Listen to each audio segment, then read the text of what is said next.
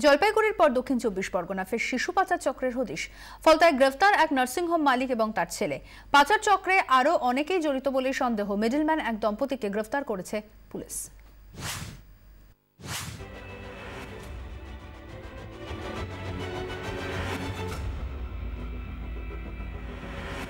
উস্তি diamond Harbour বিষ্ণুপুরের পর এবার ফলতা, ফের সামনে এলো শিশু পাচার চক্র।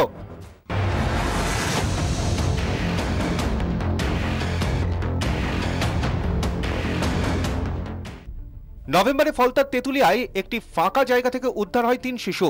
সেই ঘটনার তদন্ত শুরু করে পুলিশ। তদন্তে ধীরে ধীরে সামনে আসতে থাকে চাঞ্চল্যকর সব তথ্য।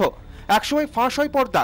আদালতের সামনে গোপন জবানবন্দি দিয়ে এক মহিলা জানান, শিশু পাচার চক্রের অন্যতম চাই ভাদুরা জীবনদীপ নার্সিংহোমের মালিক।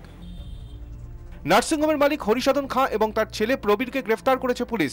পুলিশের দাবি, শিশু পাচারের সঙ্গে যুক্ত বলে জেরায় স্বীকার করেছে ধৃতরা। গত 5 বছরে এই নার্সিংহোমের লাইসেন্স রিনিউ হয়নি। নিজেকে ডাক্তার পরিচয় দিয়ে নার্সিংহোমে চিকিৎসা করত প্রবীর খাঁ। অন্য জায়গা থেকে শিশুদের নিয়ে আসা হতো এই নার্সিংহোমে, এরপর শিশুদের পাচার করে দেওয়া হতো অন্যত্র। তো তাদের নার্সিংহোমটা একটা সেফ হাউস হিসেবে তারা ব্যবহার করত। বাচ্চাগুলোকে অন্য কোথা থেকে নিয়ে আসা হতো, নার্সিংহোমে তাদের রাখা হতো এবং এখান থেকে তাদের ফার্দার যেখানে অ্যাডপশনের জন্য সেল করার এখান থেকে ব্যবস্থা করা হতো। এছাড়া আরও কয়েকজনের নাম আমরা এক্সামিনেশন করে পেয়েছি। আমরা সম্ভবত আগামী কয়েকদিনের মধ্যে সেগুলোকে অ্যারেস্ট করতে পারব। শনিবার ধৃত প্রবীর খাঁকে 12 দিনের পুলিশ হেফাজত এবং হরিসাধন খাঁকে 14 দিনের জেল হেফাজতের নির্দেশ দেওয়া হয়েছে। বাচ্চা অবৈধভাবে পাচার করা এবং বাচ্চাকে ঠিকমতো পরিচর্যা না করে বাচ্চাকে বিক্রি করা।